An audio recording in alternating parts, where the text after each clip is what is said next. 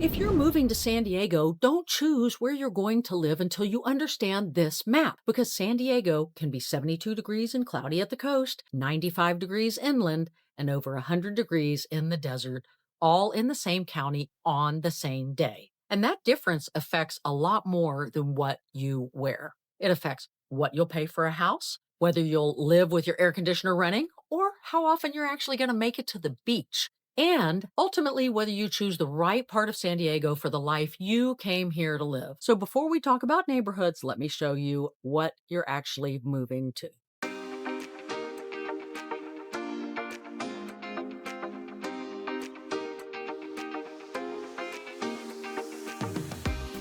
Well, let's get into it now, into the map, and I want to orient you guys into San Diego County.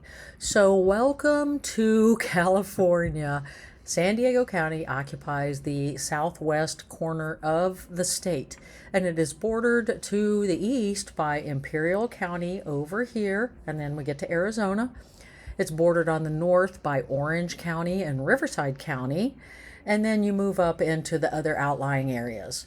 We're about 200 miles from Santa Barbara, about 90 miles from parts of Los Angeles, and about 160 miles or so from Joshua Tree.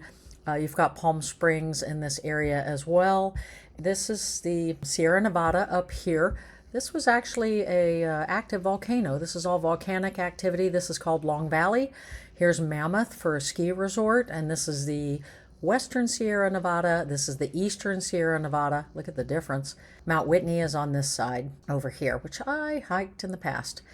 So as you can see, geographically, California is so different in Southern California. The OC is up here in Dana Point, and so San Diego is bordered on the north again, Orange County and Riverside County, Imperial County, Mexico on the south, and then we've got about 70 miles of coastline that creates our western border.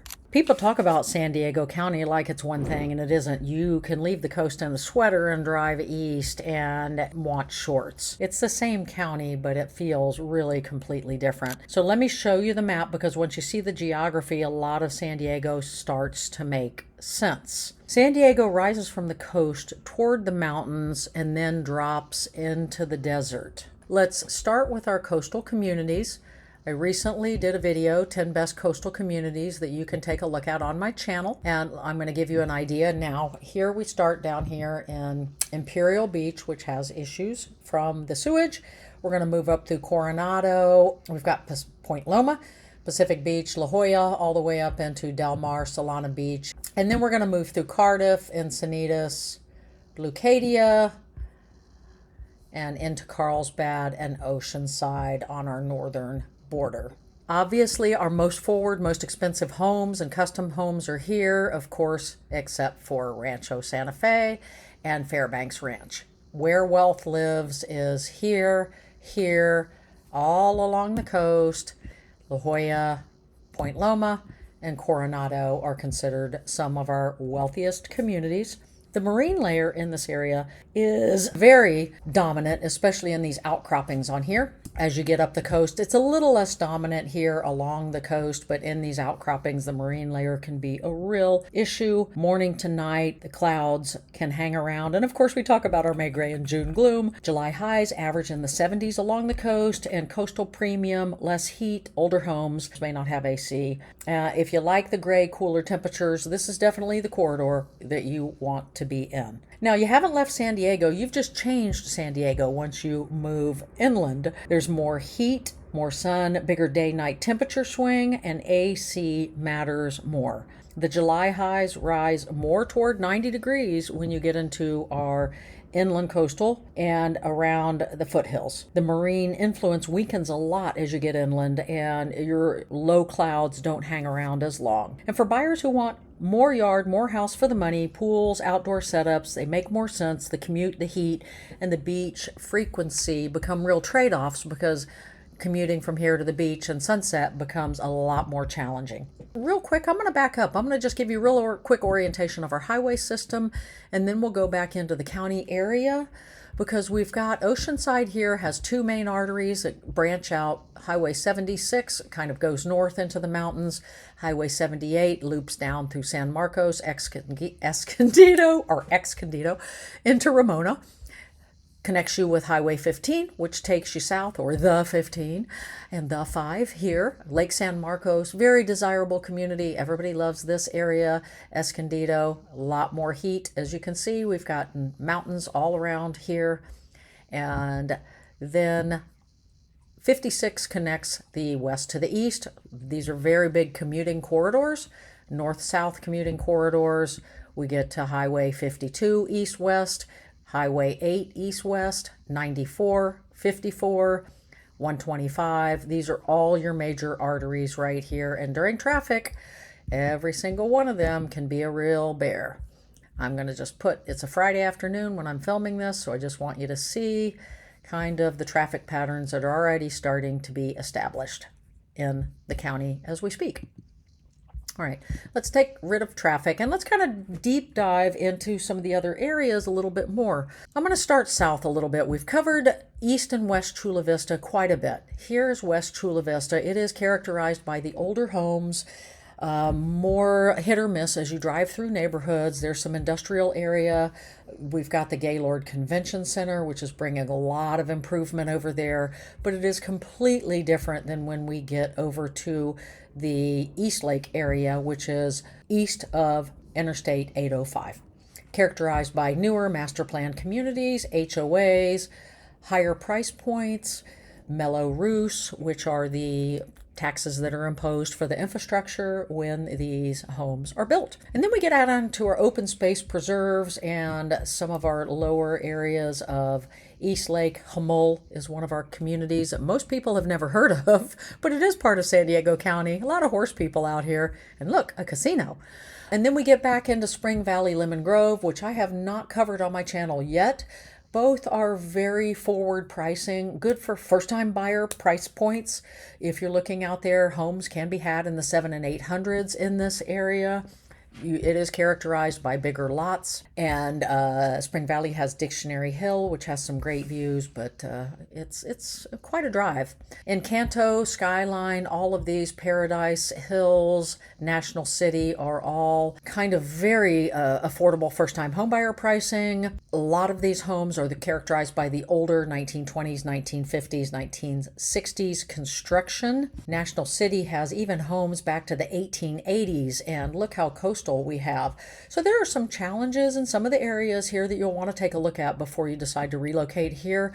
But Barrio Logan, Grant Hill, and these areas are the areas that can enjoy the most appreciation to catch up to other coastal zones. West Chula Vista is another one. In my opinion, those are some of your best buys if you're looking for future appreciation near the coast. Now we're getting into the Central Corridor a little bit more. I used to live in Serra Mesa here. These homes are about $1 million on average. They were built mostly in the 60s and 70s. Convair was an aircraft parts manufacturer that they built a bunch of homes here for the workers that worked in that. So also very centrally located within the county, very popular. And healthcare is all around this area. We've got hospitals here. We've got hospitals over in the Mission Hills area. And you can see all of our canyons here, which give you breezes and views. San Carlos Allied Gardens are very popular areas for buyers to move in about the $1 million price range. Mission Trails Regional Park is one of our favorite hiking trails that we do. It is characterized by Cowles Mountain that is there, which I've hiked dozens and dozens of times. And it gets hot in these areas, folks. So if you're going to move here, you're going to want that swimming pool. But boy, can you get some great views to East County when you get in homes in this area. But when you get out into El Cajon is a big city. And it goes all the way out to Granite Hills and into Crest. And it has a lot of options here in El Cajon, from custom homes over here that are built with massive views to higher density here to some areas that are, more of a B minus C plus type neighborhood that you're going to want to look at. Very good price points out here, but folks, I'll be honest, it's hot when you get to El Cajon. So just be prepared. If you decide to live in El Cajon, you're going to want air conditioning, you might want a swimming pool. And it's kind of sister city Lakeside, Santee over here. Santee, a lot of people like to move there because the schools are very well respected. Look that up for yourself on Good Schools or niche.com. Don't trust me. Take a look on your own. Any crime stats, any other stats, please do your own due diligence in this area. I'm just giving you a broad overview. Santee is about 11 miles from the water, so it is actually a place that a lot of people choose to move because they can shoot right over to the coast. It is quite manageable. There are homes that are in about 800 to a million and up. Sky Ranch sits on this crest and it has fantastic views, but they are newer homes and the home prices there exceed well past $1 million on up. Moving into other areas of San Diego County, and I'm going fast here, folks, because I want to cover as much as I can so that when you call me up, me and my team, and you're going to say, hey, I watched this and I saw about the heat and where there's canyons and wildfire insurance and stuff like that, and I want more information. So we're going to go pretty quick through this. In our mountain regions over here, as we get out to the mountain regions of San Diego, let me zoom out a little bit so you can take a look. We've got Blossom Valley and Alpine. You've got Julian. You have Mount Laguna and Cuyamaca. The elevation changes everything out here. The cooler nights, colder temperatures, snow at higher elevations, and much more seasonal feel. The average temperature drops into the mid-50s at higher mountain elevations annually. And it's a much more rural feel, road access, wildfire exposure, higher insurance. It's on septic and wells and propane, and obviously much longer drives. Yes, you can live in San Diego County and shovel snow. So it is a thing. And we're still not done. Anza Borrego and Borrego Springs out here in the desert. Hot, dry, huge skies, completely different from coastal San Diego. July highs easily exceed 100 degrees when it could be 70 at the coast. So there's at least a 30 to 40 or more. And in some times of the year, there can actually be a 60-degree difference between the coast and areas of the desert. So when people tell me they love San Diego weather, my question is, which San Diego weather? How much heat do you actually like? How important is AC? How often will you really go to the beach if you live in places like this? Probably not very often. And where are you going to be working and commuting from? Moving back north, we've got Palomar Mountain. We have an observatory up here. Absolutely beautiful views. Very forward pricing on homes up there because it is quite a commute to get to central San Diego and to the airport from there. But let's go up into the Fallbrook area, which we have covered, and Bonsall. These are popular, very North County areas of San Diego. More popular are obviously Carlsbad and Oceanside and Carlsbad and Encinitas. As you can see, Carlsbad runs all the way from Oceanside down to Encinitas. We have 4 separate zip codes in Carlsbad. You have Bresci Ranch, you've got La Costa, you've got Fire Mountain, a lot of different areas of Carlsbad that are very popular for different reasons. Obviously, the coastal zone brings the familiar coastal breezes, and when you get inland to Bresci Ranch and Ocean Hills and some of these, it's going to be hotter. Solana Beach and Cardiff. We've talked about these a lot. Also in our coastal communities, Rancho Santa Fe, where the wealth moves, and Fairbanks Ranch, very exclusive areas. Elfin Forest is part of Escondido and is also its own city by own right. So it's part of San Diego County, but it is an independent city, just like Oceanside is, just like Carlsbad is. And also Poway. We haven't talked about Poway here, but Rancho Penasquitas and Rancho Bernardo right here are also very, very popular areas. 4S Ranch is a master plan area of Rancho Bernardo. And a lot of these areas and the other areas of Rancho Bernardo were built in the 70s and 80s. They don't have Mello-Roos anymore. They've fallen off. There's some good over 55 communities here that people like to move to. And as I zoom around here, people, you can see why it's so difficult for me to bring San Diego County to you, because look at all of the choices that you have. Rancho Penasquitos is another great area that most people don't even talk about. A lot of homes here built more in the 80s and 90s. People favor the school systems in North County. Poway also is very forward. Great horse people and horse country over here. A lot of horsey stuff here that's available. But as you can see, you don't get elevation. You get more of that drier lowland. Really cute downtown area of Poway. And then when we get into Sabre Springs and Scripps Ranch, you can see why people it feels more like East Coast when you get into some of these areas that have more greenery. And so a lot of people from the East Coast do like the Scripps Ranch. Mira Mesa is not one of my favorite areas simply because of traffic and the amount of density. If you work in this area, great. It's fantastic to live in Mira Mesa. However, if you are commuting anywhere else, be careful before you purchase here. Call my team. Let's talk about that, because you may regret that decision. This is an area where many of our employment corridors are, and this is characterized mostly by single-family homes, very few of the high density. We've talked about Torrey Hills, we've talked about Carmel Valley, which is, again, another very, very popular location, very organized, homes there easily in excess of $2.5 million. University of San Diego draws a lot of people to University City, 92122. You're going to pay easily over $1 million plus for these homes, 1.2, 1.5 to $2 million for anything of 2,000 square feet or more. And then we're back down to La Jolla and moving into the areas of Pacific Beach down to Crown Point. Claremont, 1970s build, 60s build for the most part. Now there's exceptions to every one of these areas that I'm speaking of. So if you're watching this and going, she's forgetting that, I can only cover so much in a video. But we have the canyons that run through here that people love living on these canyons, and there's good pricing actually here. About $1 million, $1.2 million will get you into a single family home, upwards of $2 million. But Bay Park here enjoys these coastal views, and this area is going to be a little more forward pricing, has coastal breezes, and 92110 is this zip code. Because we've talked about North Park a lot and Central San Diego, let's go real quick into this before we wrap up this video. North Park is right here. It is the highly walkable area, and it is characterized by Balboa Park being one of the big green spaces that is in the center of it, and anything that borders Balboa Park is highly desirable by buyers because they like walking through the green space here. So, and then we get into Golden Hill and South Park. Again, a lot of Spanish and craftsman homes that are in these areas. Very popular, very expensive homes, more like your $2 million homes when you get here. But again, everything depends upon size and age, the size of the lot, etc.